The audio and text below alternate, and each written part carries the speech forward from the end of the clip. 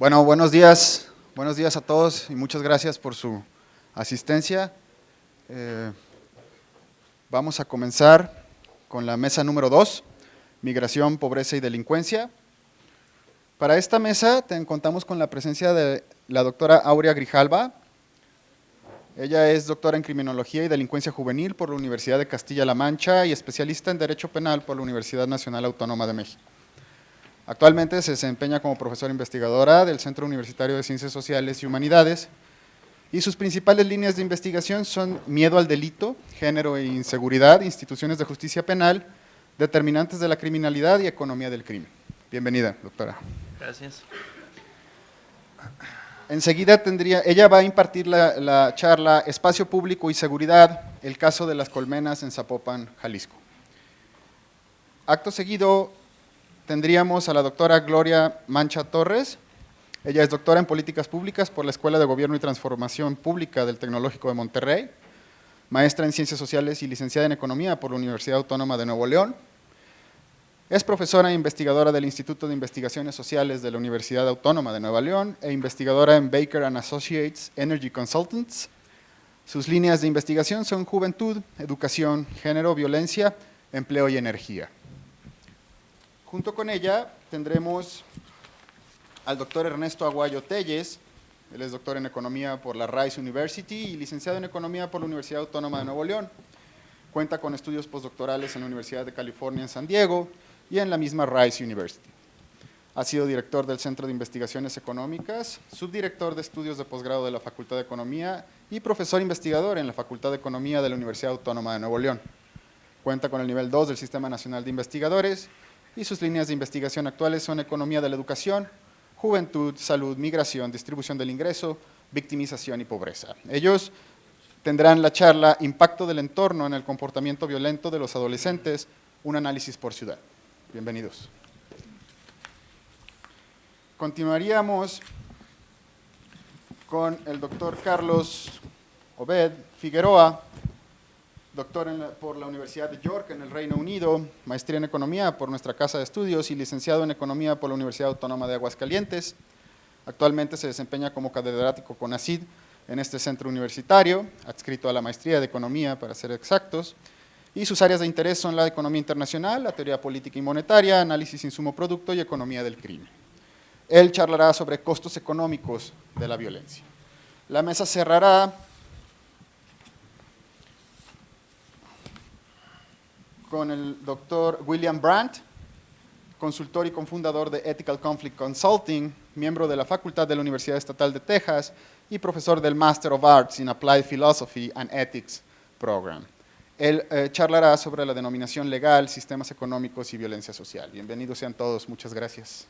La dinámica son 25 minutos y preguntas y respuestas hacia el final.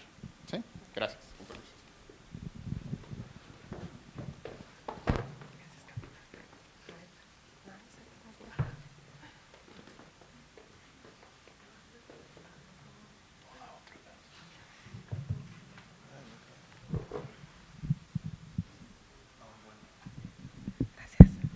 Bueno, buenos días a todos. Gracias por la invitación al doctor Willy y al doctor Carlos. Y bueno, pues es un gusto estar aquí ahora desde otro lado, pero sigo aquí. Lo que yo les voy a presentar el día de hoy es el resultado de una evaluación de un programa que se hizo aquí en Zapopan, en Jalisco, en el que yo buscaba ver los efectos de una generación o una transformación del espacio público en la seguridad ciudadana. Entonces voy a comenzar con los antecedentes de por qué surge este programa que se denomina Colmenas. Y bueno, pues todo surge a raíz de un convenio de colaboración que se firma entre el gobierno de Zapopan y ONU Habitat en el año 2013, dentro del marco del Índice de Ciudades Prósperas. A partir de esta firma, surge la Estrategia Territorial Zapopan 2030, en donde se hacen varios estudios para identificar las zonas en donde se tiene que hacer una intervención estratégica y particularmente qué es lo que se tiene que hacer para lograr pues, impulsar esta prosperidad en el municipio. Entonces, en esta estrategia se determina que el aspecto principal que se debe abordar es el tema de la equidad. Se visualizan pues amplias brechas sociales en la sociedad de Zapopan. Entonces, y además se señala que se deben generar espacios de convergencia sociocultural ubicados en estos lugares de alta marginación con el fin de lograr y incidir en esta prosperidad del municipio. Además, se genera o se crea la Autoridad del Espacio Público, que entre otras atribuciones se pone a la tarea de generar esta red de centros de inclusión y emprendimiento denominadas colmenas. Y bueno, a mí se me encomienda la revisión bajo criterios CEPTED, ahorita hablaré de estos criterios CEPTED, de la colmena particularmente ubicada en Miramar, que en ese momento era la única que estaba en funcionamiento. CEPTED, pasando ya a la parte más teórica, CEPTED deriva de o significa prevención del crimen a través del diseño ambiental, se denomina CEPTED por sus siglas en inglés, y es una serie de herramientas, un enfoque metodológico, no digamos teórico, pero sí metodológico, en donde se parte de la idea de que el diseño ambiental, la modificación del espacio, puede ser una herramienta muy útil en la prevención del delito, y no solamente en la disminución del delito, sino también en la disminución de la parte subjetiva, ¿no? Lo que denominamos miedo al delito. Parte de ciertos supuestos que se relacionan con esta idea de racionalidad y de que la reducción de oportunidades y el aumento de riesgos va a incidir en esta decisión de las personas de cometer un delito, y por supuesto, bueno, pues se espera que disminuya la incidencia y la tendencia hacia la violencia. Otro antecedente sería Newman en el año 73 con la idea del espacio defendible. De hecho, pensando en la idea de defensa social, pues esta idea es clásica en las escuelas criminológicas pues principales, ¿no? Y la idea es que las características físicas de un espacio pueden permitir a las personas y a las comunidades ser agentes de su propia seguridad. Esto, por supuesto, cobra importancia en un lugar donde los individuos pues no confiamos en las agencias de seguridad, ¿no? También está como antecedente el trabajo de Wilson y Kelling en 1982, la famosa teoría de las ventanas rotas, que entre otras cosas señala que el deterioro del espacio manda una señal a la población de que hay una falta de control y esto puede contribuir a la escalada de violencia. Y bueno, todo este enfoque CEPTED se enmarca en lo que se denomina criminología ambiental, en donde la premisa principal es que los tres agentes que intervienen en un hecho delictivo, que son el delincuente, la víctima y la ausencia o presencia de un vigilante capaz, pues estos tres elementos convergen en un espacio. Por lo tanto, las características del espacio también pueden fomentar o incidir en la aparición del delito. Ahora, dentro de CEPTED hay dos generaciones, la literatura nos habla de dos generaciones, ya se está hablando de la tercera generación. Yo me voy a enfocar en estas dos generaciones. La primera tiene que ver con la modificación arquitectónica, la modificación pura y dura de los espacios, ¿no? Lo que se busca es fortalecer el territorio, promover vigilancia natural, mejorar la imagen de un espacio y dar una señal de que ese espacio se da mantenimiento constante, es decir, está ocupado ese territorio, el control de los accesos, apoyar actividades legítimas en ese espacio y el fortalecimiento de la seguridad de las víctimas potenciales. Toda esta primera generación va mucho más ceñida o al lado de la idea de la teoría de la disuasión, sobre cómo los efectos o los cambios en este espacio pueden inhibir la conducta delictiva, ¿no? Disminuir estas oportunidades delictivas. Ya desde los años 90 hacia acá, pues se va considerando que la modificación sola del espacio es insuficiente para generar estos efectos en la seguridad, y se habla de una segunda generación, ¿no? Que complementa todo lo que se establecía en esta primera generación, y la idea es atacar por un lado, no solamente el espacio, sino las causas que generan la conducta delictiva y también incidir en la percepción de las personas, ¿no? La dimensión más subjetiva. Entonces, en la segunda generación se hablan de estrategias para mejorar la cohesión social, la conexión comunitaria, la cultura comunitaria, la capacidad de los propios ciudadanos para establecer los límites y sobre todo tener en cuenta a la propia comunidad en la toma de esas decisiones. Bueno, y la tercera generación de la que se habla al día de hoy es el desarrollo ya sostenible de todas estas estrategias. Ahora, el objetivo de las colmenas, como yo les mencionaba, no era disminuir la seguridad propiamente, al menos no fue el objetivo inicial. Sin embargo, aquí pongo la pregunta, ¿por qué CEPTED? ¿No? Que CEPTED es totalmente en temas de seguridad, o se enfoca en temas de seguridad, pero bueno, en primer lugar, el tema fue que cuando se fueron implementando estas colmenas, los implementadores o los operadores se dieron cuenta de que la inseguridad era un obstáculo pues muy importante en esa implementación. Pues de entrada la gente ni siquiera podía llegar a las colmenas, ¿no? Y pues no había ni siquiera una base de confianza para que pudieran acudir a todo lo que ofrecían en estos centros. Entonces, desde la visión de la teoría de cambio, que ya mencionaron con anterioridad, la idea era evaluar también no solamente si se veía un cambio deseado hacia la equidad, ¿no? Que era el objetivo principal, sino si también se podían lograr cambios en las condiciones para lograr esos cambios deseados. Como dije, además, pues bueno, el objetivo era disminuir la desigualdad, y bueno, pues esto en realidad hay mucha literatura que la relaciona con el tema de la seguridad ciudadana, ¿no? Hay un vínculo que la literatura nos habla entre desigualdad e inseguridad, que es la falta de cohesión entre las personas, y además, pues todo este tema de cohesión social y desigualdad, pues convergían, ¿no? Los objetivos de segunda generación de CEPTED. Entonces, bueno, pues ante eso se hizo un diseño y una implementación de las colmenas, pero además en la implementación de estos centros, pues empiezan a utilizar herramientas CEPTED para conseguir sus objetivos. Entonces, el objetivo de la evaluación que yo realicé, pues buscaba proporcionar evidencia sobre el impacto de la colmena en los habitantes, en aspectos como seguridad ciudadana, objetiva y subjetiva, miedo al delito, y también los efectos en la cohesión social, utilizando perspectiva de género. Y bueno, aquí aclarar que la mayoría de usuarias de las colmenas, aunque no solo evaluamos el efecto de los usuarios, pues la mayoría eran mujeres. Y también, pues lo importante era generar una línea base que no se tenía en ese programa para lograr evaluaciones posteriores y a largo plazo.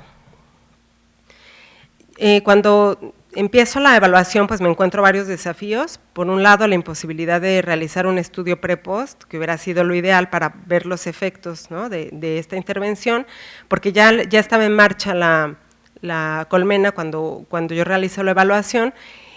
Y bueno, otra dificultad era evaluar los efectos en el corto plazo. Sabemos que todas las estrategias pues posiblemente tienen efectos más bien a largo plazo. Yo hago la evaluación en abril de 2018, cuando empieza la colmena fue en octubre de 2017.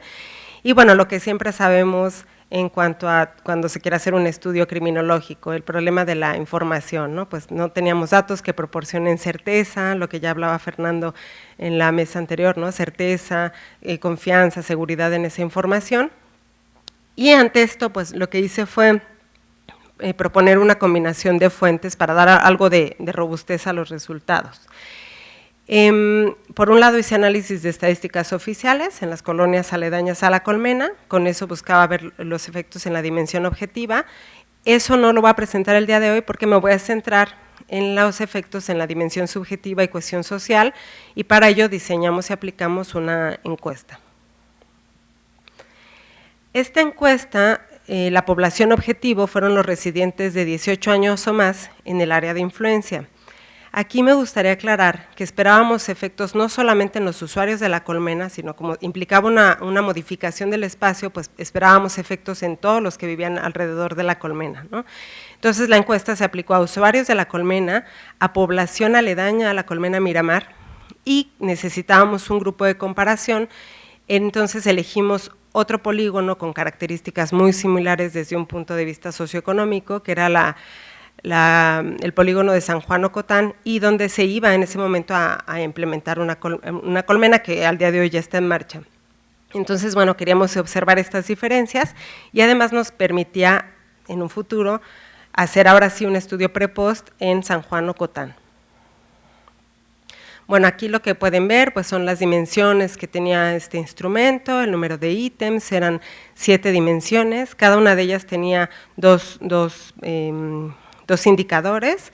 Y bueno, abajo pueden ver la muestra a la que se aplicó la encuesta, fueron 271 personas en la Colmena Miramar, en los alrededores. En San Juan Ocotán fueron 266 y a usuarios de Colmena Miramar fueron 260.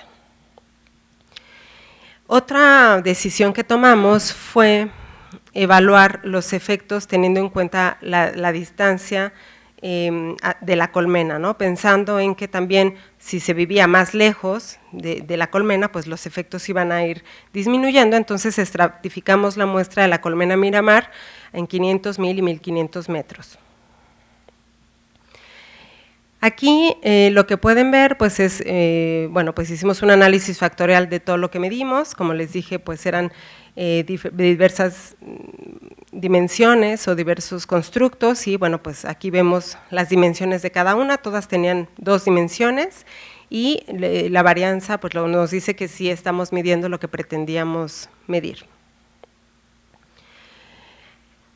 Lo primero que hicimos pues fue ver si había diferencias entre hombres y mujeres en las variables que analizamos y bueno, pues los datos, aquí vemos el valor de significancia, vemos que salvo en eficacia colectiva informal e identidad social relacionada con las personas, había diferencias significativas entre hombres y mujeres en todas las variables.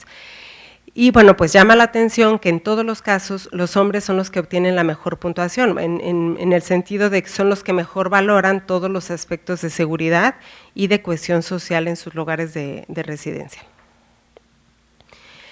Enseguida podemos ver las diferencias entre grupos. En grupos me refiero ya los que viven cerca de Miramar, los usuarios de la Colmena Miramar y los que viven en San Juan de Ocotán. Entonces, estos valores nos están diciendo que en casi todas las dimensiones hay diferencias entre grupos.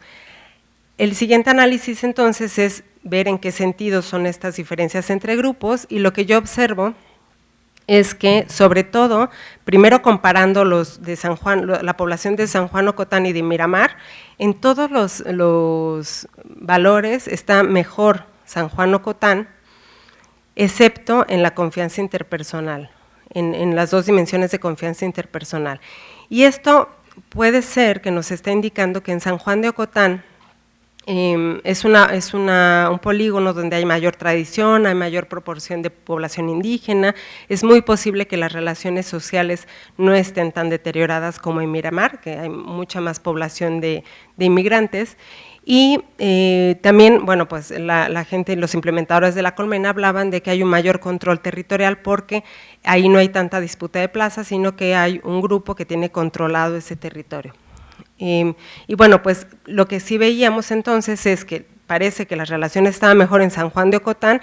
De hecho, la confianza en la policía, que es en donde se ve menos el efecto de la colmena, pues ya nos habla de que en San Juan de Ocotán efectivamente parece que las relaciones están mejor y hay un posible entonces cambio en el tema de confianza interpersonal. Ahora ya comparando los usuarios de Miramar y los no usuarios, pero que viven cerca de la colmena, el resultado se obtuvo esperado en una de las dimensiones, de la ausencia, yo lo mido como ausencia de miedo al delito, se sienten más seguros los usuarios en esta evaluación cognitiva que tiene que ver con evaluar el riesgo de ser víctima de un delito en el futuro, y bueno, pues es el único efecto que se encontró en este análisis. Aquí vemos que, bueno, las diferencias entre el análisis de la varianza entre hombres y mujeres, también vemos que, bueno, hay diferencias en los 3 grupos separando también entre hombres y mujeres, se mantienen estas diferencias en los 3 grupos. Concretamente en las mujeres hay algo interesante que quiero destacar, es que se repite ese efecto en la confianza interpersonal y en la ausencia de miedo al delito, pero sobre todo entre usuarias y no usuarias se observa una diferencia en identidad social relacionada con las personas. Y bueno, continúa esa ausencia ya de miedo al delito en el caso de las usuarias. En el caso de los hombres no se da ese efecto en identidad social, pero sí en la eficacia colectiva formal, que tiene que ver con que los hombres acuden más a las instituciones para resolver sus problemas. ¿Okay? Aquí ya entré al análisis de las diferencias por distancia, vemos en la primera tabla que hay algunas diferencias en algunas variables, abajo están solamente en las que observo una diferencia, pero lo más importante es que vemos que efectivamente estas variables de confianza interpersonal, eficacia colectiva y ausencia de miedo al delito en las dos dimensiones medidas iban disminuyendo conforme nos alejábamos de la colmena, ¿no? Lo cual pues es un indicio importante de esos efectos de la colmena en el entorno cercano a su ubicación. Y algo también interesante es que estos valores que encontramos a 500 metros eran muy parecidos a los encontrados en San Juan Ocotán, ¿no? Era como si justo cerca de la colmena se generara pues un pequeño espacio de seguridad. Aquí vemos las diferencias entre hombres y mujeres, también en esas distancias, y bueno, los efectos en las mujeres se vieron sobre todo en confianza interpersonal y eficacia colectiva, y en los hombres directamente en el miedo al delito, ¿no? Cuando separábamos las muestras. Aquí lo que hice fue hacer una correlación entre todas las variables analizadas y las dos dimensiones de ausencia de miedo al delito. La literatura nos dice que todas estas variables deben salir relacionadas, y bueno, pues a mí me llaman la atención varias cosas. En realidad, en el caso de la evaluación cognitiva, todas las variables sí están correlacionadas en el sentido esperado, pero es muy baja esa correlación, excepto en el caso de percepción de eficiencia de la policía. Y en el caso de percepción de seguridad, están mucho más altas esas correlaciones, ¿no? Entonces, esto nos habla de que posiblemente la vía de todas estas variables sea más bien hacia la percepción de seguridad, que tiene que ver con un aspecto más ontológico de sentirme seguro, pero no tanto con la evaluación del riesgo. Luego, algo importante también aquí es que las más altas de correlación fueron los casos de identidad social, incluso encima de las de confianza en la policía, que la literatura nos puede decir que son de las variables más importantes en prevenir ese miedo al delito, ¿no? Entonces nos habla de que la identidad social parece que es algo fundamental para poder incidir en temas de seguridad. Entonces, bueno, todo esto, digamos que son los resultados principales. ¿Y qué discuto yo con estos resultados? Pues recordemos, ¿no? Los resultados nos dicen que los que viven cerca tienen mayor confianza interpersonal y eficacia colectiva y menor miedo al delito en sus dos dimensiones, aún sin ser usuarios directos. Es decir, nos habla de que posiblemente sí hubo efecto de esta colmena en usuarios no necesariamente de la colmena, pero que sí en la población aledaña. Ahora, en hombres encontramos un mayor efecto en evaluación cognitiva y en las mujeres, sobre todo, el efecto se ve en aspectos como la identidad social y la eficacia colectiva, ¿no? Y esto puede ser porque se ha dicho que los hombres hacen una evaluación más racional del riesgo y las mujeres se preocupan más porque se generen redes sociales fortalecidas en relación con el espacio, ¿no? Y esto pues da pie a pensar en aplicar perspectiva de género en evaluación, pero también en implementación, no solo en cuestiones de seguridad, que ya se sabían, sino también en temas como cohesión social y espacio público, ¿no? Definitivamente tienen significados muy distintos para hombres y para mujeres. También nos sugiere una doble vía de influencia de la modificación del espacio público. Por un lado, en la evaluación cognitiva, que recuerdo es esta evaluación del riesgo, a través de la mejora del espacio y la disminución de oportunidades, que tiene que ver con la primera generación CEPTED y el resultado en hombres. Y la otra vía sería en la percepción de seguridad a través de la cohesión social en la comunidad, que tiene que ver con CEPTED de segunda generación y los resultados encontrados en mujeres. Bueno, pues la influencia de la cohesión social debería de esperarse quizás primero en percepción de seguridad y después en evaluación cognitiva. Sabemos que son dos dimensiones del mismo constructo, miedo al delito. Resaltar también el tema de identidad social, que surgió más importante, al menos en estos datos, que la confianza en la policía, y esto da sustento a la idea de la prevención social sobre las estrategias punitivas, ¿no?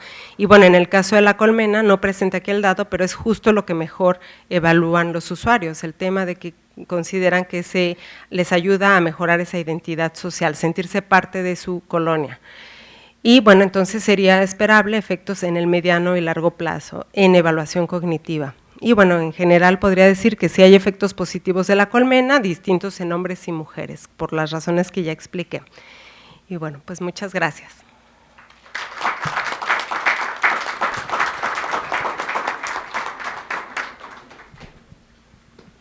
Muchas gracias a la doctora Aurea. Las preguntas serán al final, junto con el término de las demás exposiciones.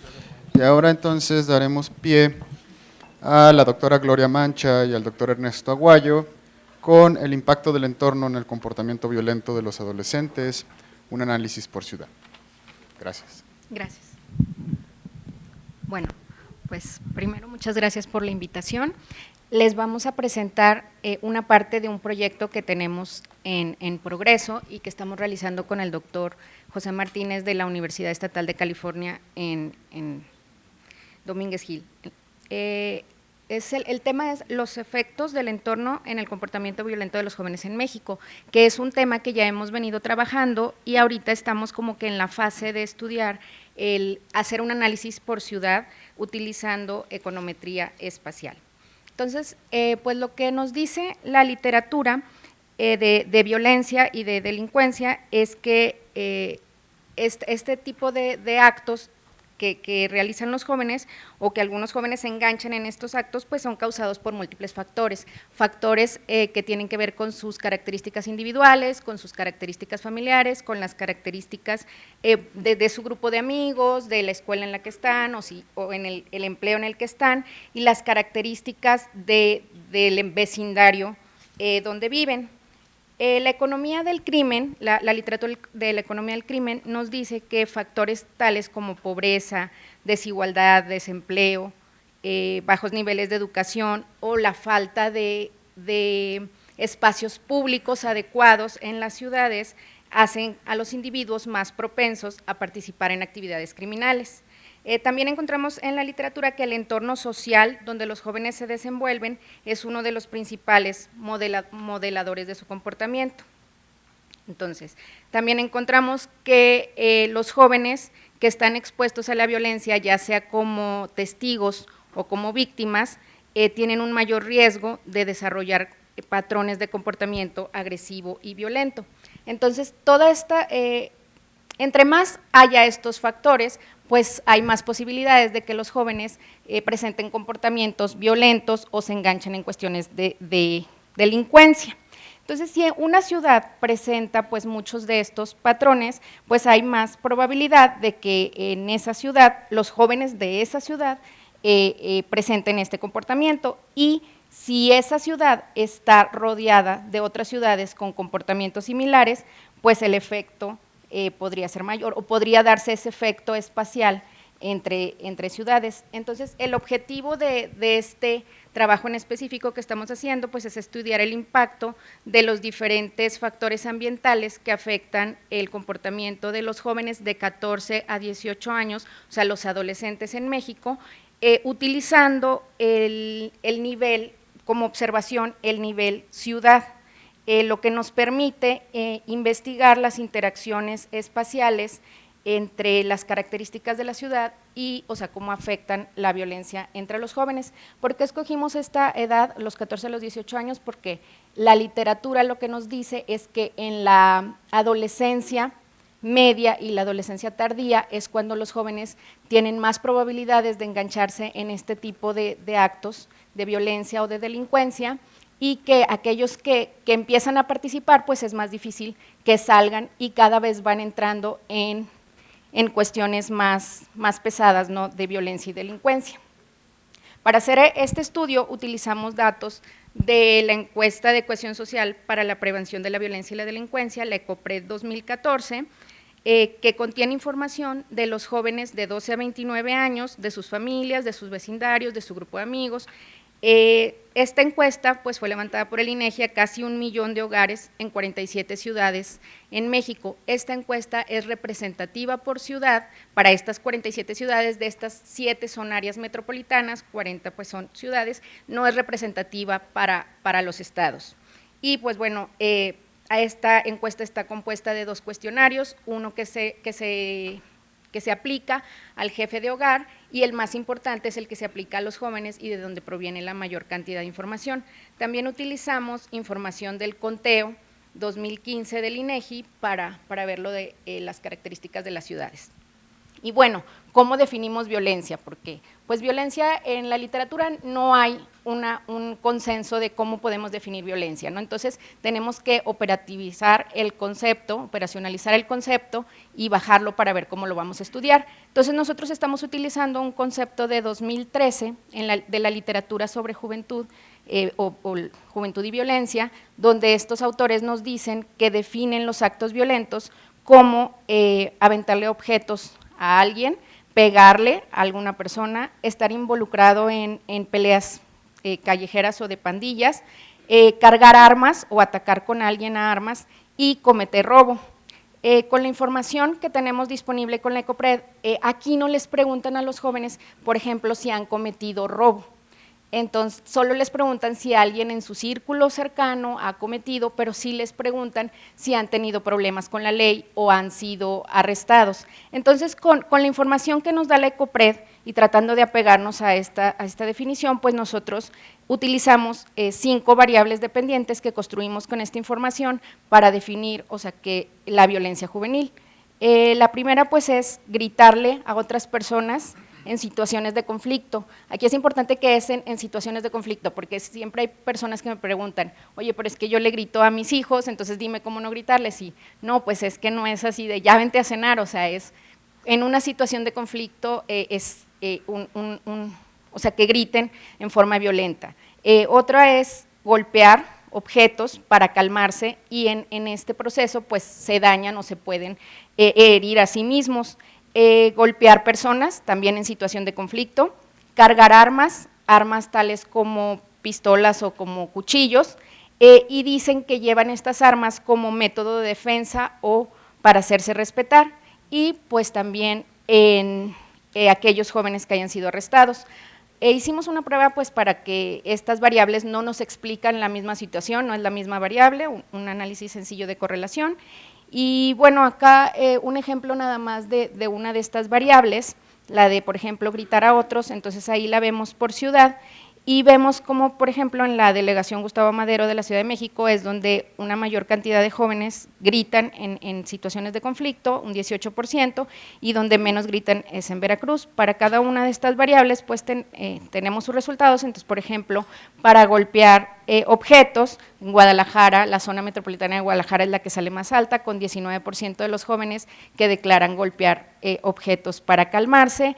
En el caso de cargar armas, la ciudad de León es la que sale más alta. De hecho, en la ciudad de León salen varias características muy altas, como consumo de drogas, en este caso también lo de cargar armas, y en ser arrestados o tener problemas con la ley, pues principalmente en Saltillo y menormente en Villahermosa.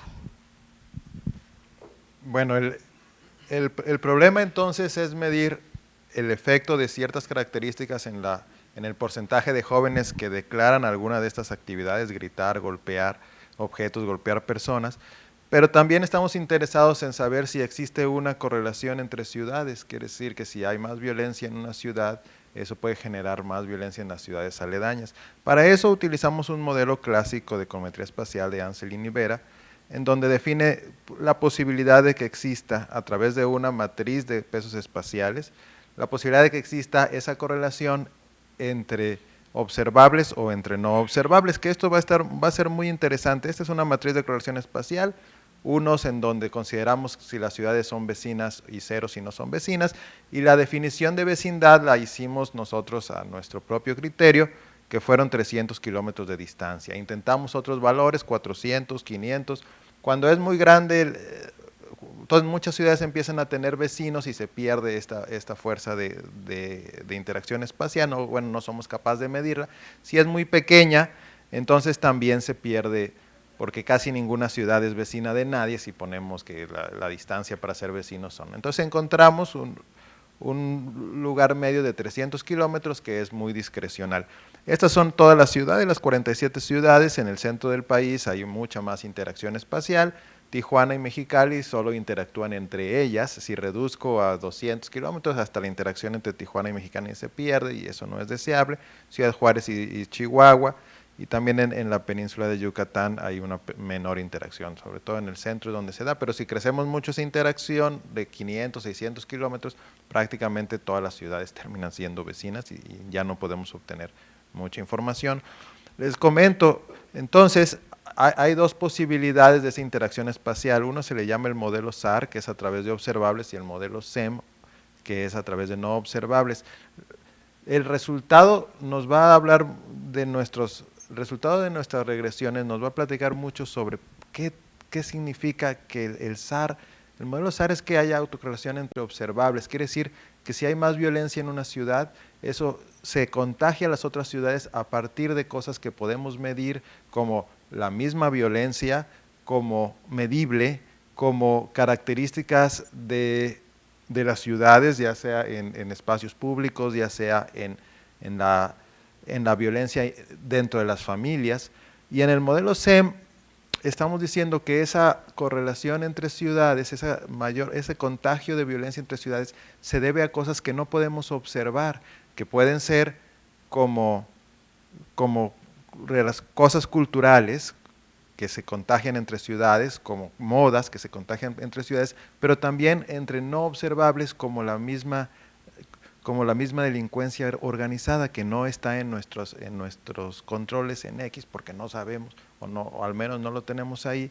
Entonces, también la delincuencia organizada puede generar que más delincuencia organizada en una ciudad genera este efecto de más delincuencia organizada en ciudades aledañas. El resultado es, primero, el indicador Immoran nos dice que sí hay autocorrelación espacial, pero en las pruebas de los multiplicadores de Lagrange encontramos que es el modelo SEM o es la interdependencia espacial del error la que mejor explica esta relación de más violencia en una ciudad, más violencia en ciudades aledañas. Entonces podemos suponer que se debe a factores no observables como cultura, como moda o como el mismo crimen organizado. Que consideramos que ese es uno de los, bueno, es el principal en lo que encontramos. Pues nada más para mostrar ya se me borró aquí para el tiempo, ahí está. Nada más para mostrar que si no corregimos por esa dependencia espacial entre ciudades, obtendremos resultados econométricos menos robustos y además subestimarían, bueno, esto todavía no en la otra gráfica, pero el valor de lambda que tenemos ahí, que es positivo y significativo, corrobora la presencia de interrelación espacial entre ciudades a través de cosas que no podemos observar. Lo que estaba mostrando es que si no corregimos, tendremos estimadores menos eficientes para los de la maestría en economía y además tendremos coeficientes sesgados a la izquierda, es decir, que subestiman el impacto de ciertas características. Estos son todos los resultados. Tenemos ciertos resultados que son de la ECOPRED con las X y ciertos resultados que son del conteo de población y vivienda, que son características más de las ciudades. Uno de los resultados es que no encontramos a nivel ciudad características de los jóvenes en particular afecten su comportamiento. Más bien encontramos dos puntos en particular. El uso de drogas, tanto de ellos, que es el hard drugs, que son drogas duras. De hecho, con drogas suaves como marihuana no encontramos una relación, pero sí con drogas duras como la cocaína, donde si hay un porcentaje alto de jóvenes que consumen estas sustancias, encontramos porcentajes altos de jóvenes que realizan los 5 tipos de actos violentos, todos positivos y significativos. Vicios de la familia también es positivo y significativo en gritar y portar armas, si los jóvenes declaran vivir en familias en donde, o sea, un mayor porcentaje de jóvenes declara vivir en familias donde alguien de la familia usa drogas o toma alcohol o fuma o apuesta. La otra mitad es ser bulleado y haber sido robado. Aquí vemos algo de contagio en la violencia. Quiere decir que aquellas ciudades en donde hay un mayor número de jóvenes que reportan que han sido bulleados, también son ciudades en donde esos mismos jóvenes reportan cometer actos violentos. En un ambiente hostil tiene una relación fuerte. Otras características que también tienen ahí algo de efecto es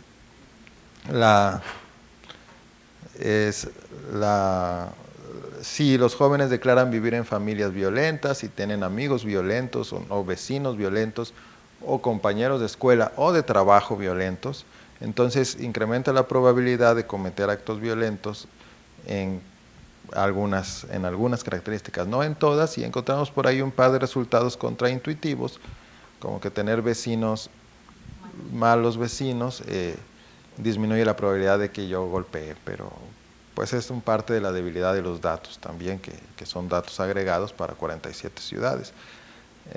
Con respecto a los resultados del conteo de 2015, vemos que la pobreza, como esperamos, afecte el porcentaje de jóvenes que cometen actos violentos, la educación reduce el porcentaje de jóvenes, acceso a seguridad social lo reduce, y el desempleo, al parecer, entre más desempleo, es un resultado no esperado, contraintuitivo, que entre más desempleo, menos armas tengan.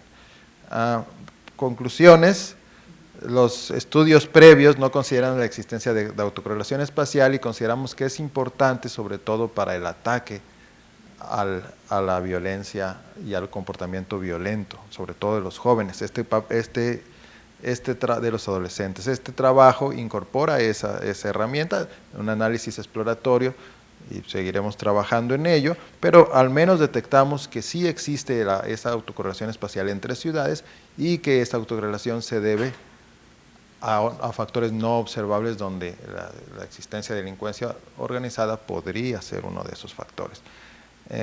Los factores de riesgo que ya se han encontrado y que se encuentran normalmente, que se corroboran en este artículo, es pues las adicciones a las drogas, un ambiente hostil y algunas características demográficas. Bueno, y si empezamos a pensar en políticas públicas que nos ayuden a prevenir la participación de los jóvenes, de los adolescentes en este tipo de actos, pues como decía, cuando se enganchan tan adolescentes en este tipo de actos, pues después van a ir haciendo pues cosas más pesadas, ¿no? En cuestión de violencia y de delincuencia. Entonces, este tipo de políticas pues tendrían que considerar principalmente el problema de las adicciones, que es, en todos nuestros estudios nos ha salido como el principal problema, o sea, tanto de los jóvenes como de su familia y de su entorno. Entonces, se tiene que buscar atender el problema de las adicciones a las drogas, sobre todo a las drogas fuertes. Pues también hay que considerar el combate a la violencia de los lugares públicos, como pues buscar la forma de reforzar la seguridad pública en los espacios públicos, evitar la impunidad. O sea, estamos viendo que pues no hay una política, ¿verdad?, que funcione en estos sentidos. En la literatura internacional encontramos que en otras ciudades pues han funcionado programas basados en la familia, por ejemplo, como escuelas para padres o las escuelas seguras han tenido buenos resultados en algunos otros países para que estos jóvenes pues no se enganchen tan fácilmente en este tipo de situaciones. Y bueno, también lo que hemos encontrado en todos estos estudios que hemos estado haciendo es que la violencia es totalmente contagiosa. Primero, en los primeros estudios que hicimos, pues que la violencia era contagiosa entre individuos, en los que han sido bulleados, por ejemplo, los que han sido robados, los que viven en familias violentas, los que viven en vecindarios con características violentas. Y bueno, ahora este estudio lo que nos dice es que esa violencia pues también es contagiosa entre ciudades, ¿no? Entonces, pues para mejorar el entorno de los jóvenes, pues y que tener un impacto en reducir su comportamiento violento, pues, a ver, ya me perdí, es que no alcanzo a leer, perdón. Aquí está, bueno, pero lo voy a leer. Sí. Para reducir la violencia, pues hay que mejorar el ambiente, hay que mejorar el entorno, los trabajos sobre, ¿cómo lo pronuncias? CEPTED, estos contribuyen mucho a reducir la violencia, pero estos trabajos para reducir la violencia en los jóvenes no solo tienen un impacto directo en los jóvenes y en las ciudades y en su vecindario, sino también puede tener un impacto sobre ciudades cercanas, lo cual pues nos hace pues pensar que se puede seguir trabajando en ese camino. Bueno, muchas gracias. Gracias.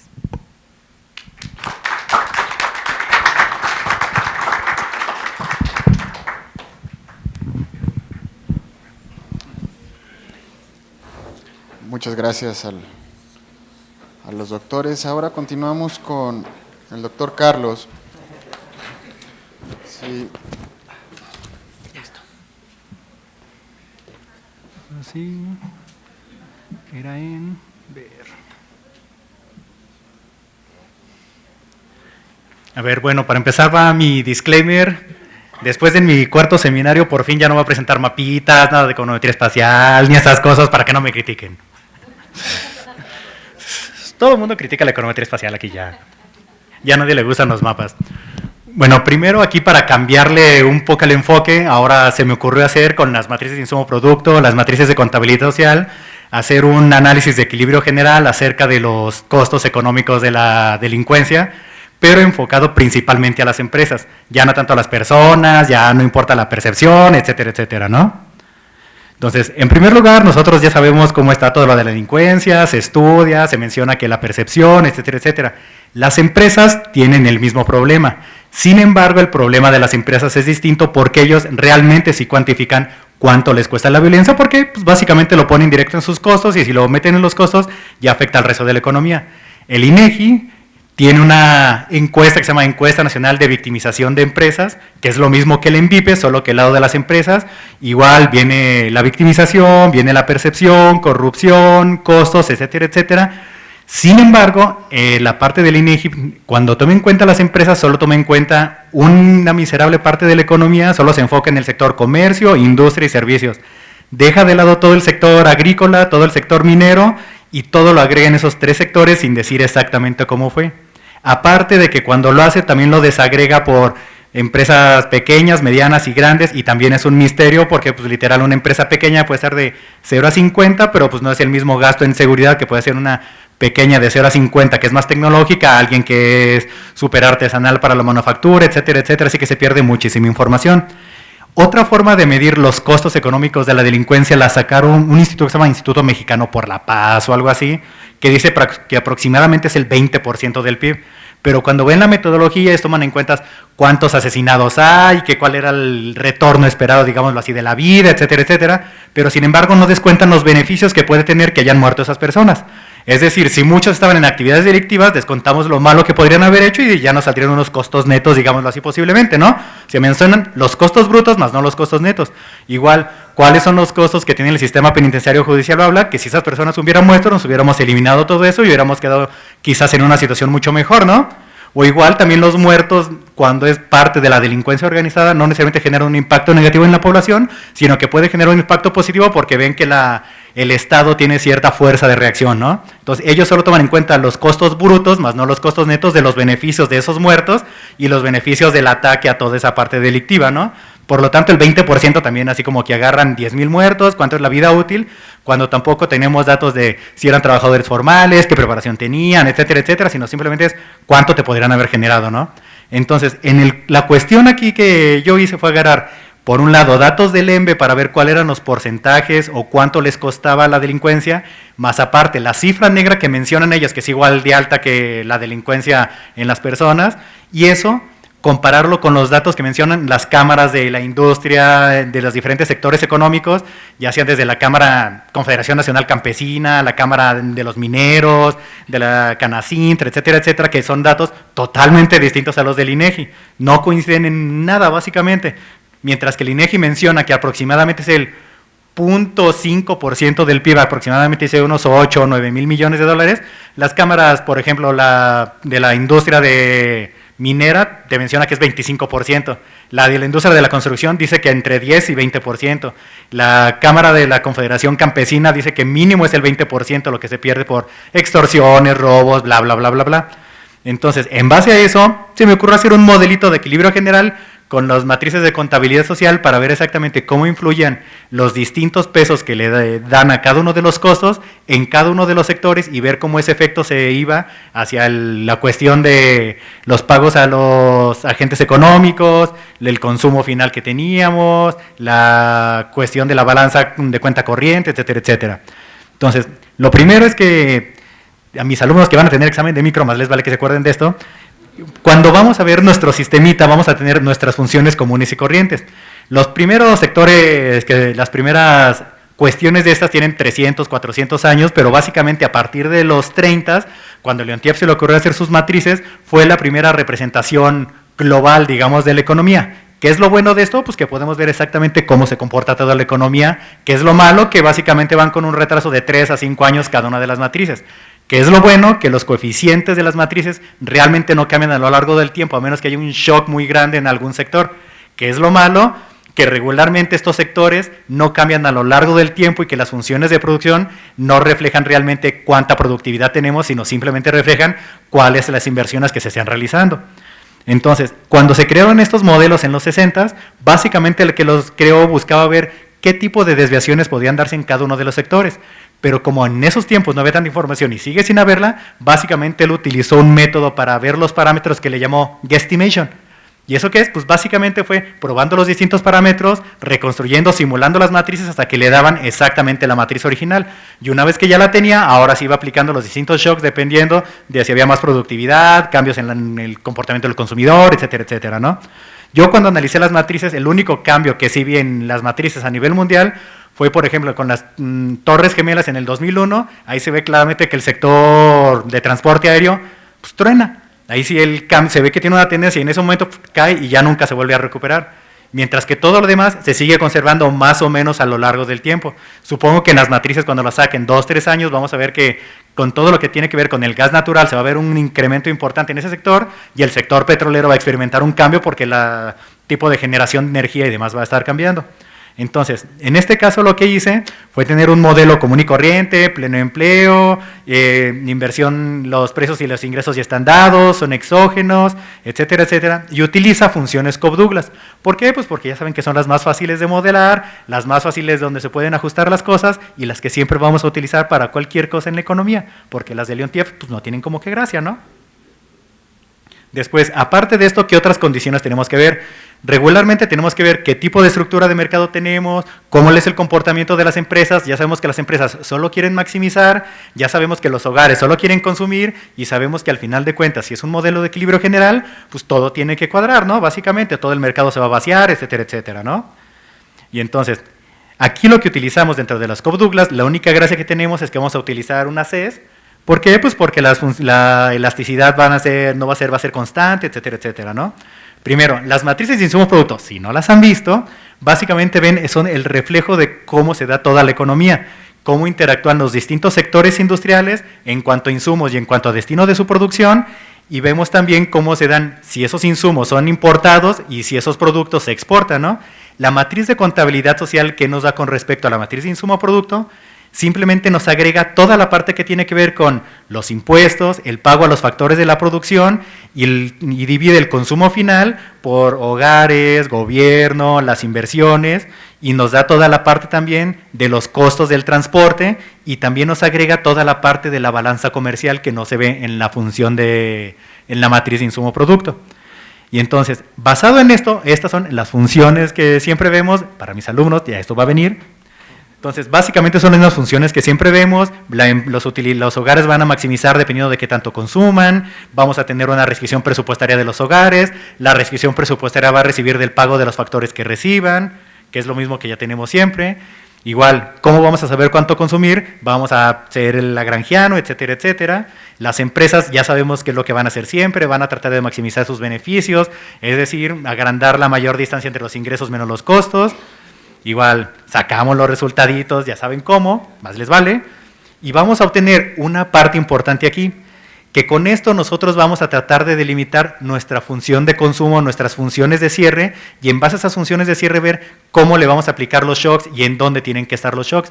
Por ejemplo, si las empresas tienen pérdidas aproximadas del 5, 10, 20%, lo que sea, sobre su producción final, pues ¿dónde van a aplicar eso? ¿Lo van a dejar en sus ganancias? Pues no creo, no hay ninguna empresa que sea lo suficientemente tonta como para irse sobre sus ganancias.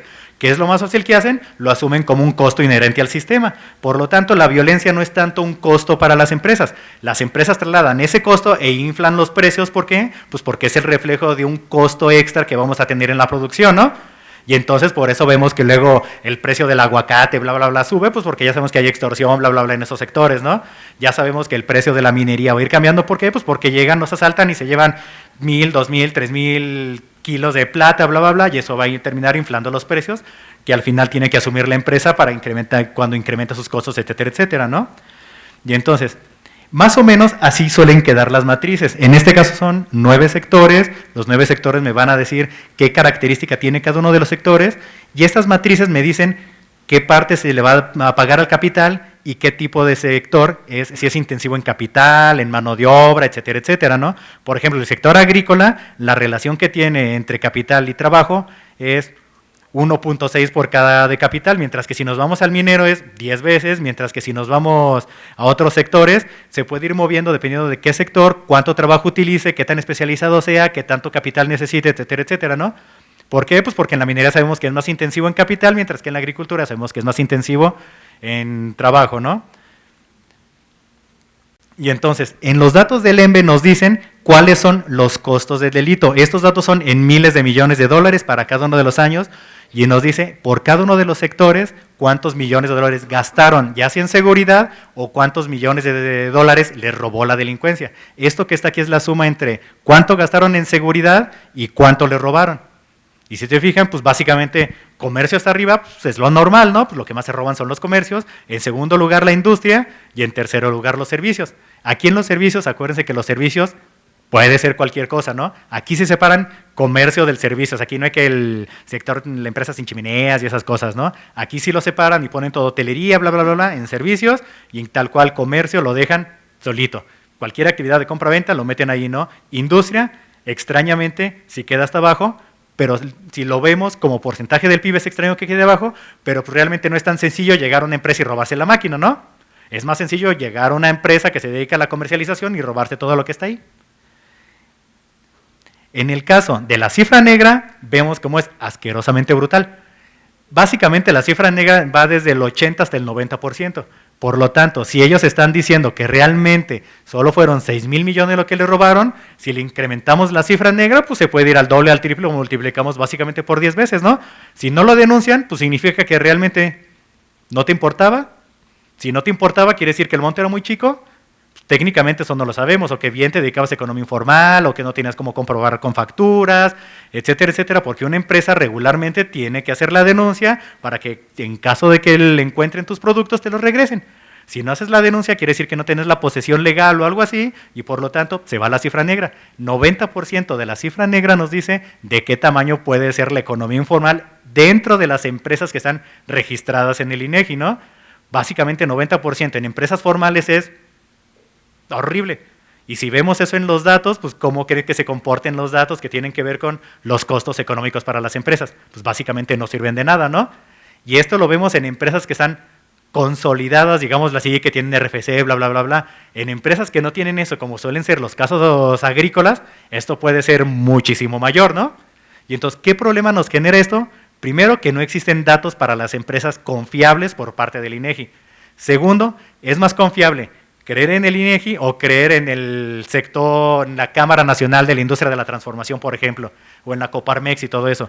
Yo prefiero creerle a Coparmex, pues porque es más sencillo que entre ellos se den información a que llegue una empresa como el INEGI, en este caso el gobierno, y que ellos suelen tener miedo de que cruce esa información, etcétera, etcétera, ¿no? Entonces, cuando vemos esto y lo comparamos con lo que dicen las cámaras de la transformación y lo comparamos con el Instituto Mexicano para la Paz, etcétera, vemos que no coincide.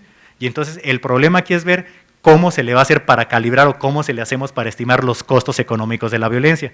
Entonces, ¿qué fue lo que me puse a hacer? Vámonos a buscar todas las cámaras, industrias y demás y encontrar cuánto dicen ellos de su producto que en realidad se supone que son los costos económicos de la violencia.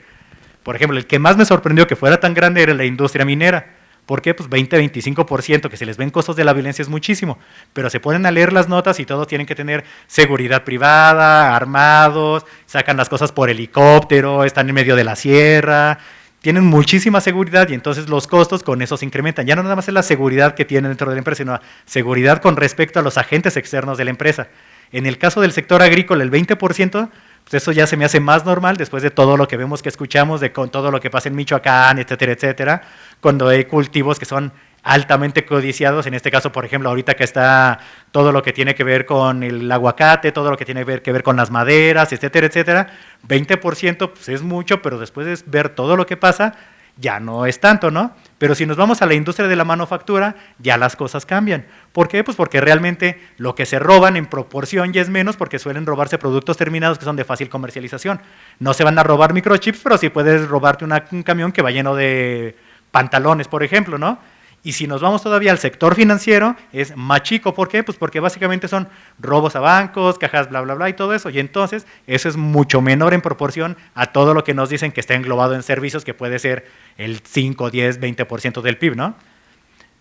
Y entonces, después con esto lo que se hace es agarrar todos los datos y meterlos de nuevo en la matriz, pero para cada uno de los sectores meterles un peso distinto en cuanto al costo de la económica o de la violencia. ¿Y en dónde nos va a afectar eso? Se supone el efecto se dispersa en toda la economía. ¿Y dónde lo vamos a ver más reflejado? Pues entonces, si yo tengo unos costos mayores y mis insumos que yo le doy a otras empresas son mayores, pues ¿qué va a pasar con eso? Pues dejo de consumir el producto nacional que tiene mayores costos y me lo puedo importar de otros lados para tener insumos extranjeros que son más baratos.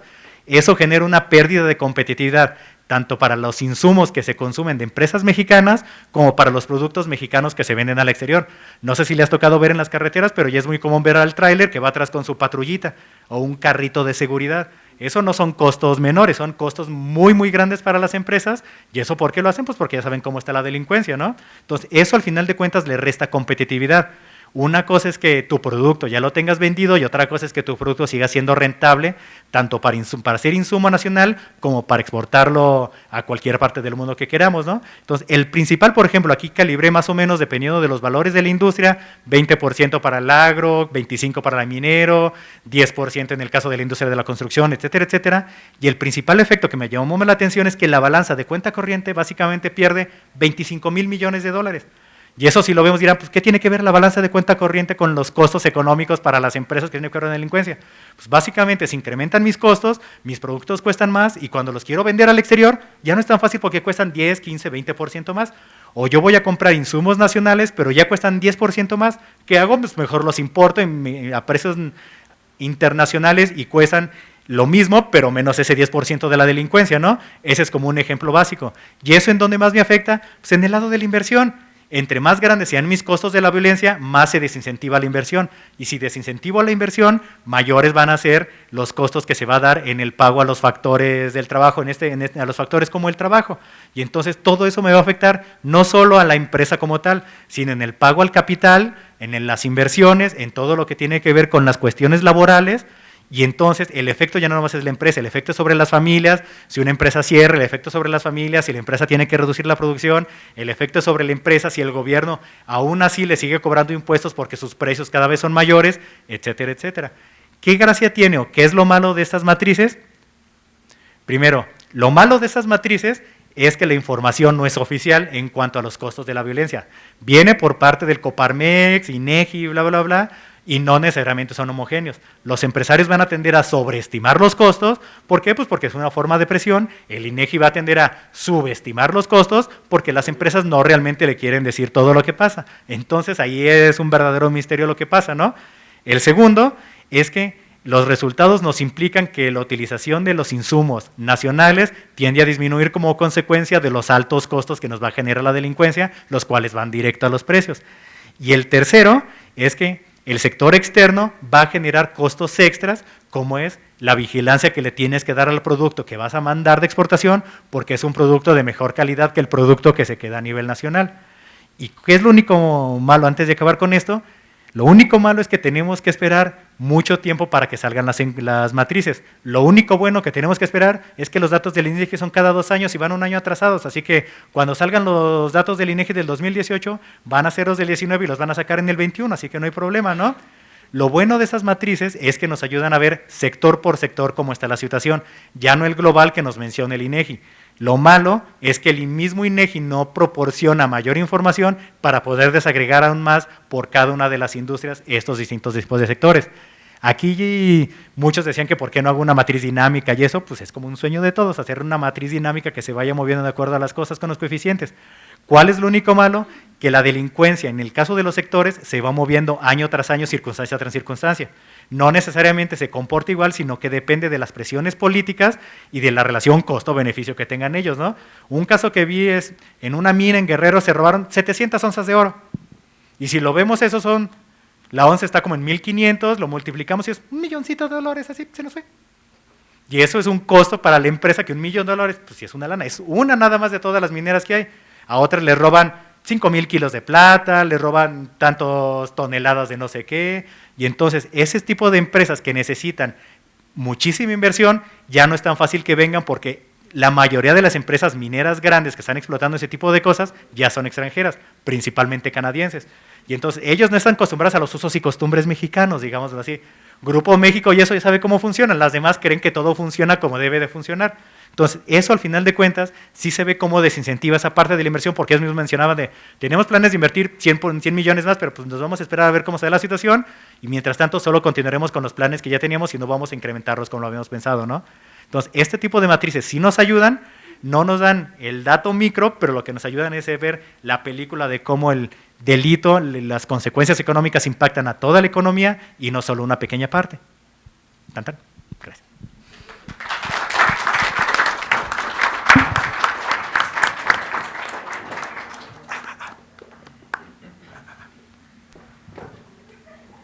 Muchas gracias.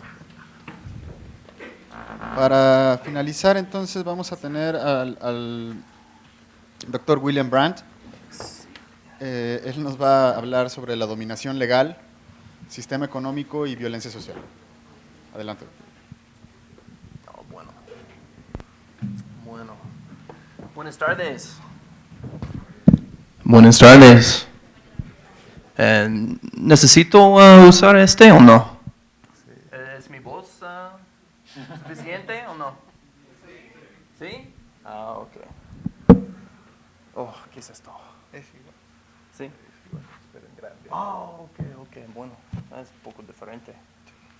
Ok. Tenemos aquí un análisis Stapler. Este es un análisis social, tecnológico, ambiental, económico, político, legal, ético y demográfico. De unos mexicanos en los Estados Unidos, en San Antonio, durante un trabajo conmigo, y también en Mississippi. Okay. Este análisis es un poco más conceptual que otros análisis. Sí, poco menos estadística, pero sí. Me gustaría explicar este concepto de alegalidad a través de unos ejemplos de migración y dominación legal. Primero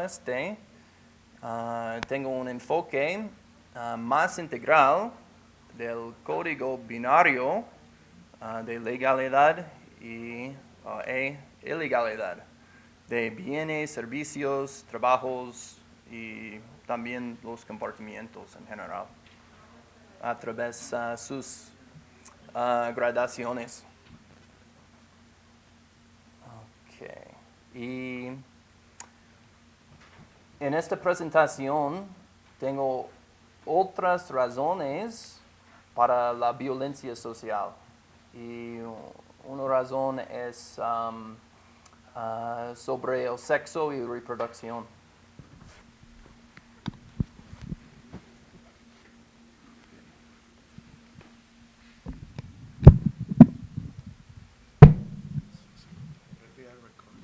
Ok, para audio. Ok, para grabar. Entonces, quizá un poco más alto. Sí. Aquí. Ok, ¿es mejor para grabar? Ok, gracias. Ok, primero, tenía un trabajo con 4 mexicanos en la ciudad de San Antonio, Texas. Y este es un ejemplo de las acciones alegales. Las acciones alegales desafían la diferencia hecha entre lo que es legal e ilegal. Y el ejemplo mejor es una acción para iniciar un sistema legal nuevo. ¿Ok? Porque no tenemos una autoridad a llamar a las acciones legales e ilegales durante este tiempo, ¿verdad? Porque no existe. Entonces necesitamos otro concepto. Este es un concepto de la filosofía del derecho muy popular. Ok. En esta situación, con este trabajo, tenemos un negocio, un dueño y unos contratos con sus trabajadores, pero son verbales, ¿sí? Sin documentos. Y funcionan alegalmente y sin los pagos para los impuestos. Sí, este es IRS, el servicio para los impuestos en los Estados Unidos. Ok, teníamos 3 días para trabajar y alrededor 30 horas. Entonces, este es una parte de mis observaciones del trabajo de 4 mexicanos. Y podemos ver la situación de los negocios y también, sí, de los trabajadores. Los pagos y salarios son en efectivo cada vez y entre de $15 y $20 por hora. Y es frecuentemente los trabajadores trabajan 10 horas por día, alrededor 50 horas por semana. Okay. Y en esta situación yo sé que un mexicano tiene una visa turística y creo que es lo mismo para otros 3 trabajadores también, de Coahuila y Chihuahua también. Tenemos un contrato aquí, este es en los días para trabajar. Sí, las fechas entre el 30 de septiembre este año y el 4 de octubre, este mes.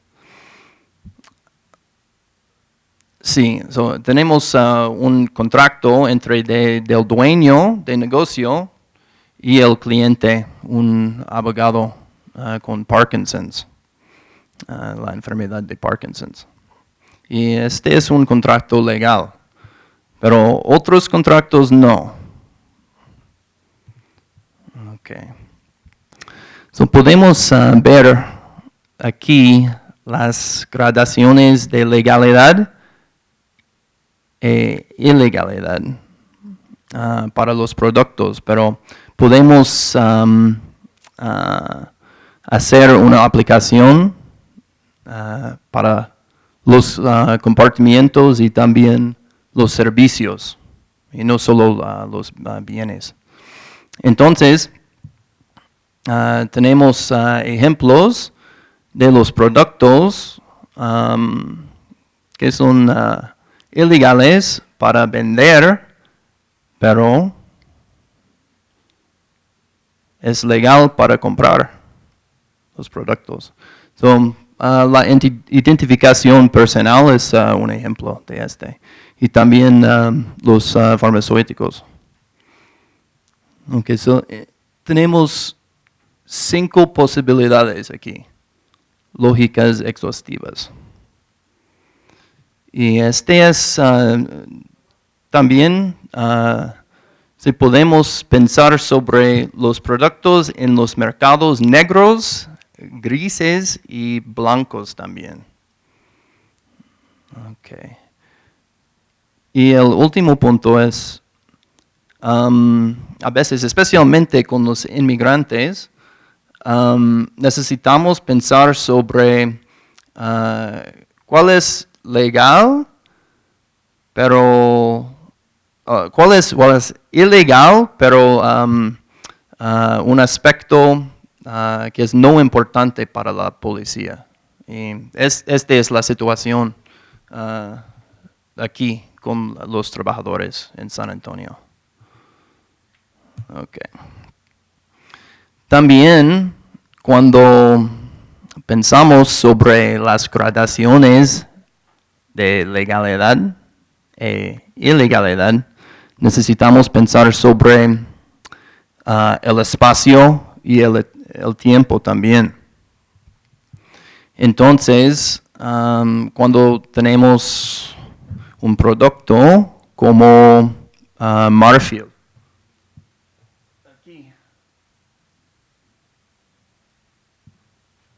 y este es un ejemplo de un producto que es legal para tener, pero es ilegal para vender y para comprar. Okay. Necesitamos pensar también sobre los tiempos y espacios de las 5 categorías aquí de gradaciones de legalidad y ilegalidad. Okay. Okay. Entonces, en mi libro este año, Beyond Legal Minds, o en español, Superando las Mentes Legales, tengo el ejemplo de alcohol para explicar las gradaciones de legalidad de un producto. Okay. So podemos ver una dominación legal cuando podemos ver la policía o las aduanas de ICE y CE, porque mantiene la posibilidad legal a arrestar a un presunto trabajador ilegal. Okay. So tenemos aquí los trabajadores aquí. Sí, de Coahuila. So, mi observación durante este trabajo es que un trabajador mexicano tenía una novia en su coche cada hora de las 30 horas. Y, no sé exactamente la razón, pero creo que es porque a veces ellos necesitan salir pronto, rápidamente.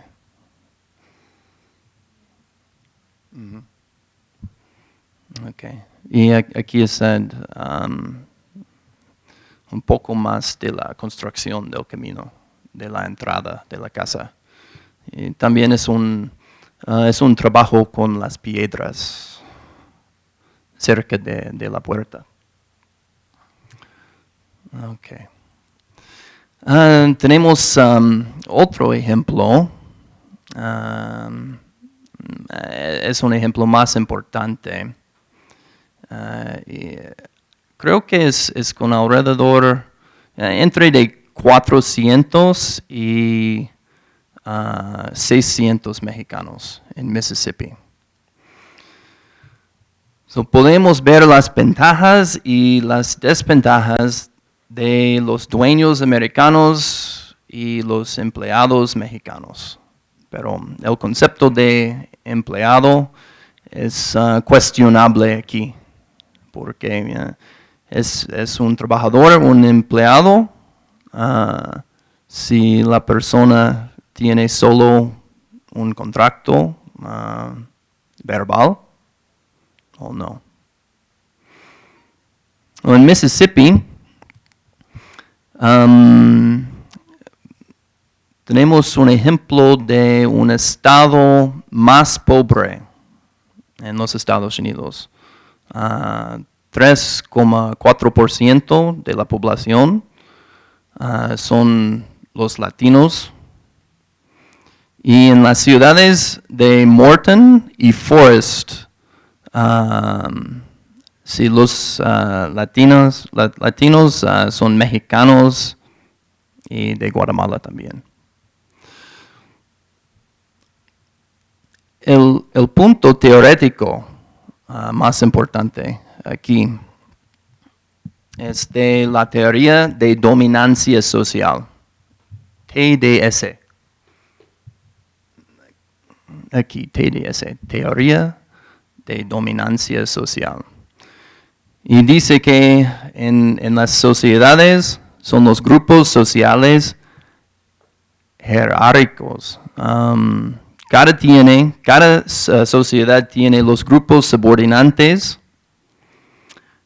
y los grupos dominantes. Y podemos identificar los grupos subordinantes a través del sistema legal, especialmente el sistema de justicia penal en las prisiones. Si tenemos una sobrerepresentación de la población de un grupo en la prisión o en las prisiones,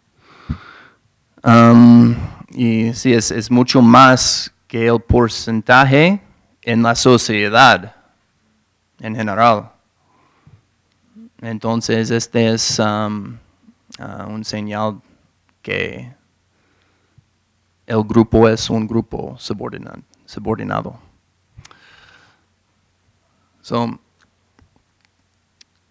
En las situaciones, en los sistemas legales, el sistema de justicia funciona para reducir y implementar las amenazas controladas y violencia social.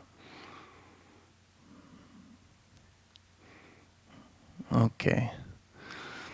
La firma Coke Food Incorporated no tiene un representante arrestado.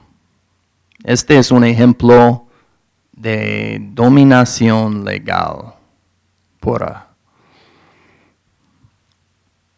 La ley de inmigración es más dinámica, cambia rápidamente. En esta situación teníamos 687 trabajadores arrestados a través ICE, las aduanas de los Estados Unidos. Y creo que es más que 80% de las personas son de México. La compañía gana todas las horas laborales de los inmigrantes, por supuesto, porque ellos quieren pagar en un método diferente, no cada día en efectivo. Es a través de un cheque y también cada 2 semanas.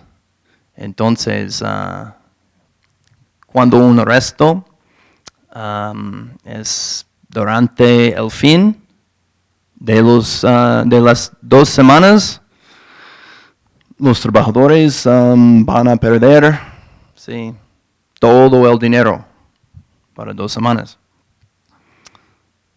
Y ahora tenemos todavía alrededor 300 que están encarcelados todavía.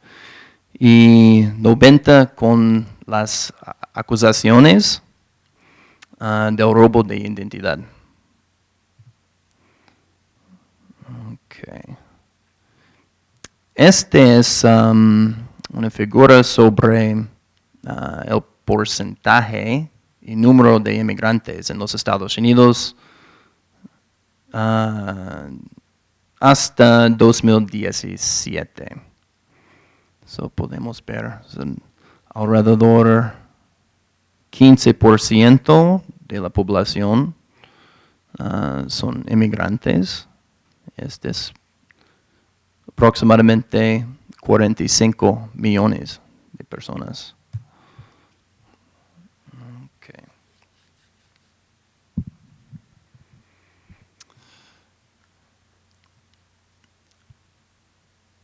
En esta presentación yo quiero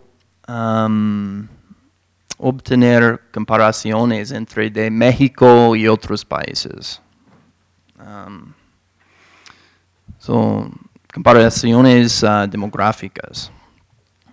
Primero, vamos a pensar sobre la criminalidad de los grupos subordinados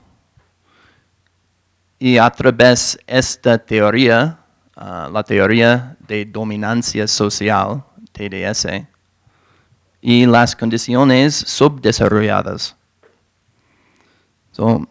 Aquí es el país de Angola, Angola en África. Y Angola es un ejemplo del país subdesarrollado. Sí, Angola primero. La situación para Angola es muy peligrosa. Tiene la posibilidad para doblar la población en solo 20 años. Y también la edad media. Una mitad de la población es menos que 15,9 años. Entonces, la educación en este país es terrible.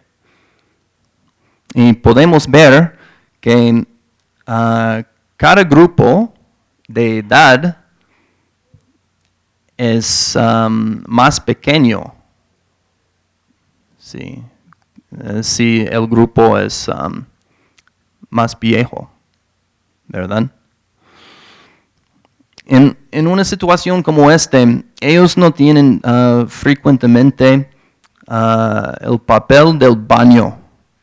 Ellos usan, por ejemplo, agua atrás de la espalda. Es una situación absolutamente terrible. Okay. Y aquí tenemos Zambia y México. Y podemos ver que México tiene una forma de la población diferente, pero también tiene una población con la característica que cada grupo de edad más viejo es, sí, tiene un poco menos de las personas.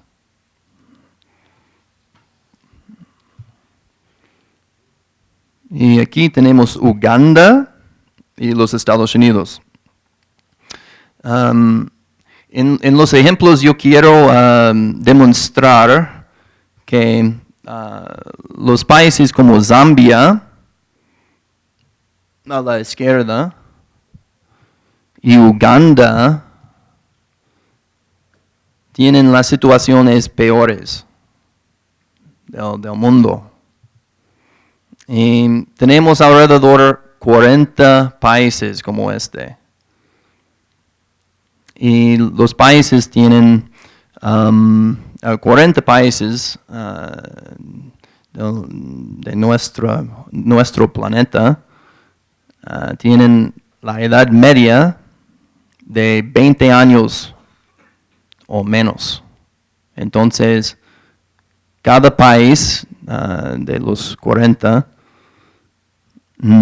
tiene una mitad de la población menos que 20 años. ¿Ok? Aquí tenemos Alemania y China. Es muy diferente. No son países subdesarrollados. China es en desarrollado. Sí.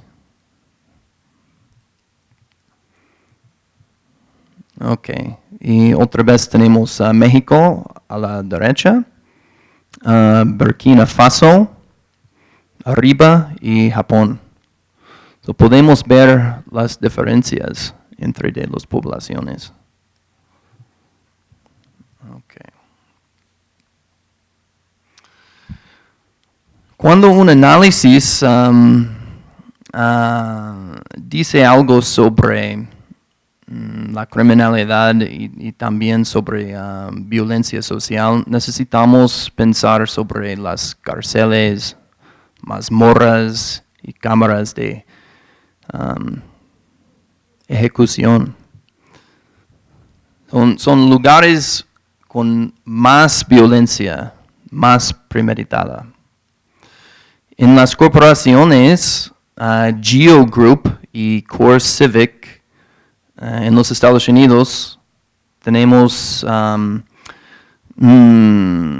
firmas que tienen las prisiones privadas y también ellos quieren tener a los inmigrantes para obtener más dinero del gobierno de los Estados Unidos.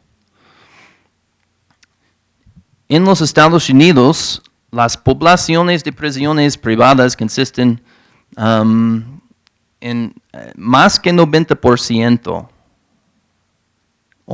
los hombres negros entre de las edades de 18 años y 35 años. Y la razón es fácil, es porque ellos no tienen confianza en el sistema de justicia penal. Entonces, ellos no quieren decir nada. Ellos no quieren obtener un abogado. Y la consecuencia es más dinero para las prisiones privadas. También la estadística que queremos leer sobre las prisiones públicas en los Estados Unidos son solo sobre las prisiones públicas y las prisiones privadas frecuentemente no es en la estadística. Entonces, sí, la institución, the Bureau of Labor Statistics, y también ellos no tienen la información sobre las prisiones privadas frecuentemente. Entonces, la tasa de encarcelamiento es peor que la estadística dice. The Geo Group dice, cualquier cambio relacionado con la despenalización de drogas y sustancias controladas o la relajación de las leyes de inmigración podría afectar el número de personas arrestadas, condenadas y encarceladas, lo que podría reducir la demanda de instalaciones correccionales para alojarlas. Entonces, ellos piensan solo sobre las ganancias y si ellos no tienen la cantidad de los arrestos, es menos dinero para ellos y las acciones de la firma. Okay. Aquí es una estadística interesante. Este es el porcentaje de los machos, los adultos, en las prisiones en los Estados Unidos. Y podemos ver 4,7% de los negros son en los cárceles. Este es un ejemplo de la teoría de dominancia social. ¿Y por qué tenemos una sobre-representación de los negros en esta población, la población de las prisiones? Los negros son aproximadamente 15% de la población de los Estados Unidos, pero la población de las prisiones es diferente. Es una mitad. Es aproximadamente 50% de la población. Entonces, este es el ejemplo de la sobre-representación. Y podemos usarlo para identificar un grupo subordinado. Otra vez. Los grupos subordinados tienen desventajas sistemáticas en respecto a cada aspecto del sistema legal y el sistema penal. Este es un subsistema. Un punto grande de mi libro es sobre unas hipótesis. Y una está aquí, arriba a la derecha. El encarcelamiento evita que ocurra la reproducción. Una razón para obtener los negros en los Estados Unidos en las prisiones es para reducir la reproducción de la gente.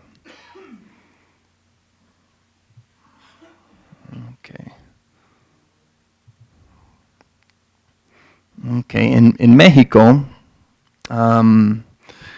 un problema grande es la edad media de primer nacimiento de las madres jóvenes. Es solo 21.3 años. Y este es similar con los países subdesarrollados. Entonces, una solución para reducir la violencia social en México es la aumentación de la edad de primer nacimiento. ¿Ok? Chicas, tú necesitas esperar un poco. Sí. Okay. La violencia social de las competencias excesivas. Primero, la violencia social de los asesinos patrocinados por el país. Y dos, la violencia social de las personas para sexo y reproducción. Es un poco más interesante, ¿verdad?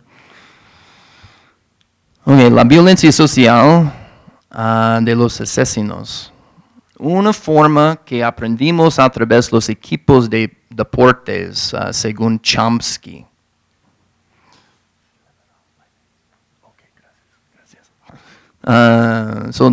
Durante nuestras niñeces podemos ver las ventajas para competir más intensivamente contra otros equipos.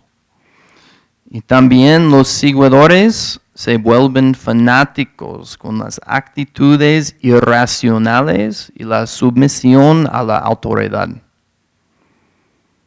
Si podemos aprender unos comportamientos para usar luego contra otros países, en este caso, especialmente cuando podemos pensar sobre los Estados Unidos y las guerras ahora.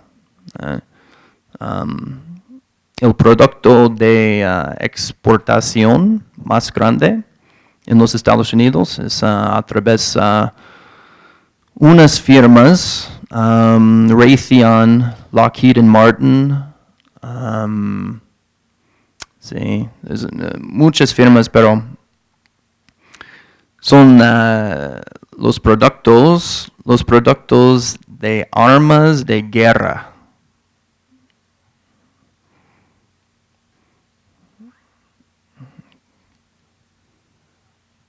Okay, la gente es preparada a través de la ideología y sus experiencias con las competencias contra otros grupos para las ideologías de los países. Este es nacionalidad y patriotismo. Este es un problema en los Estados Unidos ahora y especialmente después el 11 de septiembre de 2001. Otra razón para la violencia social es de las personas para sexo y reproducción. La forma de la competencia es excesivo a través de las selecciones intrasexuales. Son las competencias entre de los machos para obtener las hembras para sexo y reproducción. Y también son entre de las hembras para obtener los machos para sexo y reproducción. Un ejemplo interesante es el reino de las mujeres en Yunnan. Este es una provincia en China. Es una provincia muy buena. Y una parte de la provincia tiene las mujeres con los comportamientos que queremos decir son masculinos, comportamientos masculinos, pero no allá, son diferentes. Ellas quieren trabajar en el aire libre, también como la policía, es muy diferente y son más agresivas y tienen peleas más frecuentes sobre los hombres, para obtener los hombres para el sexo y reproducción. Las elecciones intersexuales de los machos son frecuentemente violentas en la forma de poder duro, hard power. Las amenazas de violencia física. Okay. Tengo una hipótesis de mi libro aquí, también a través de la teoría de dominancia social. Este es que las guerras del pasado terminaban más tempranos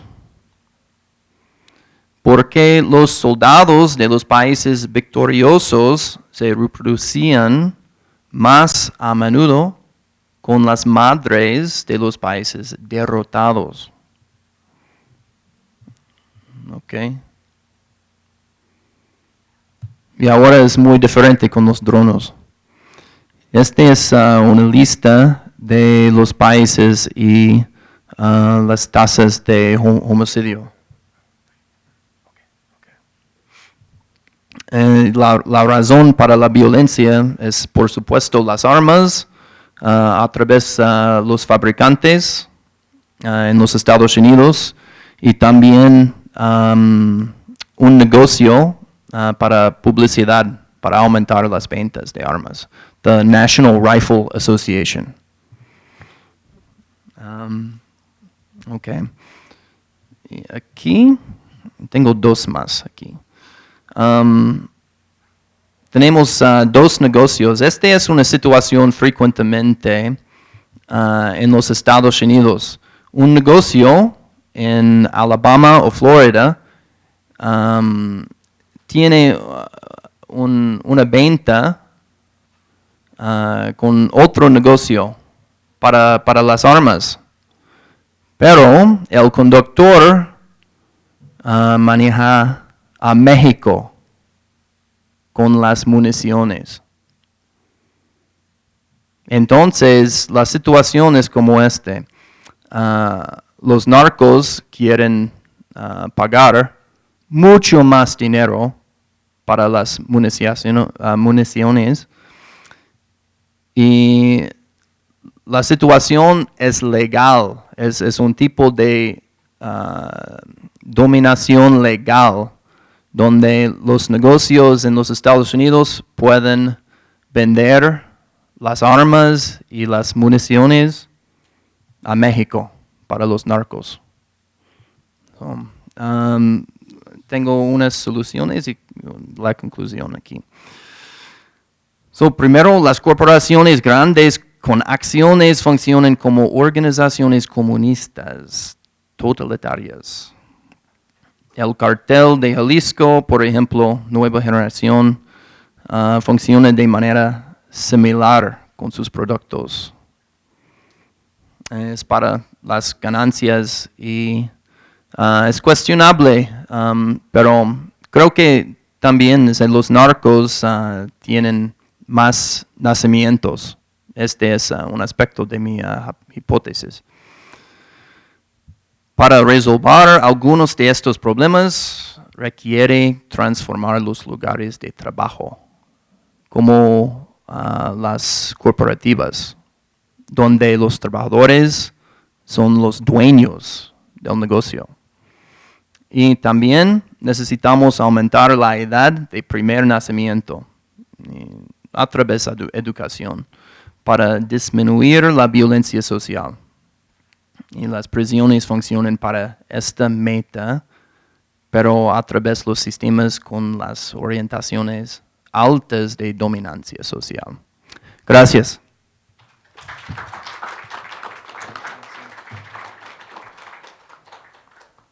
Muchas gracias a todos los expositores. Ahora si hay preguntas, adelante por favor, vamos a pasar el micrófono para que se dirijan a los expositores y si quieren hacemos las preguntas primero y después las respuestas. ¿Sí?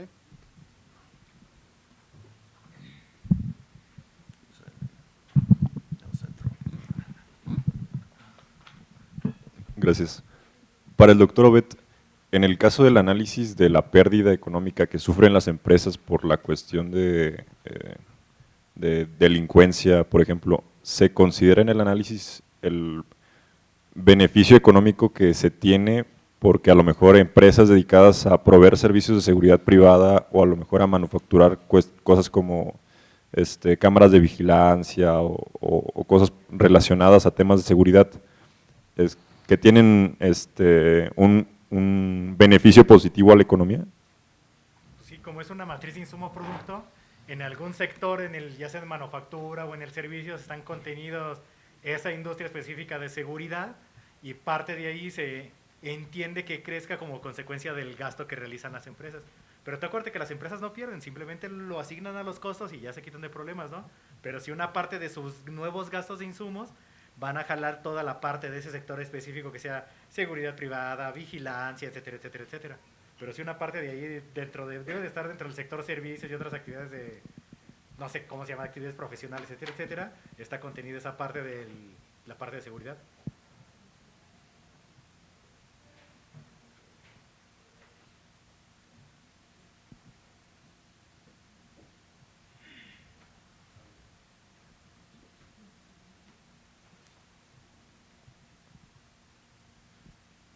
Buenos días.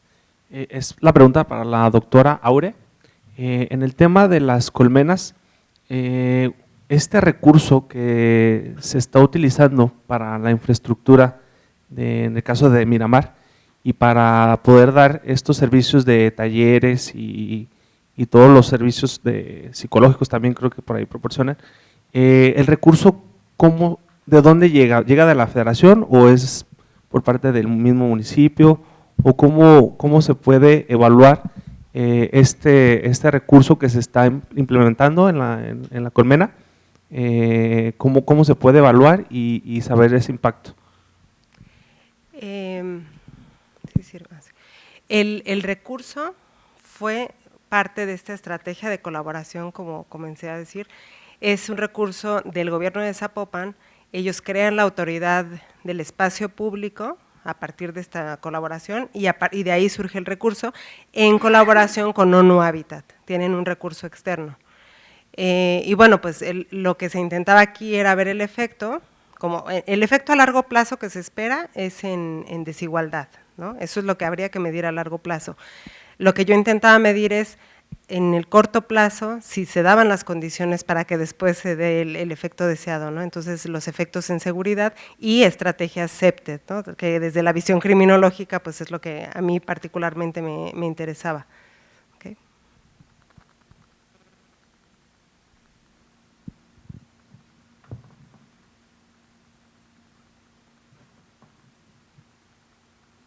¿Alguien más?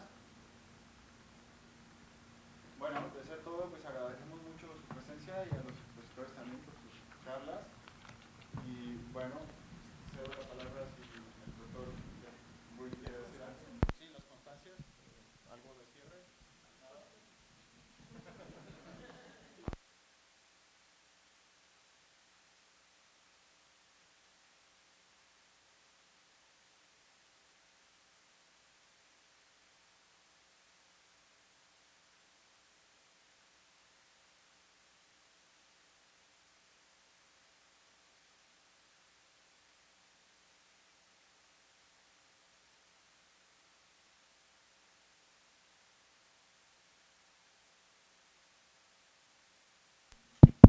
Pues no me queda más que agradecerles el habernos acompañado el día de hoy.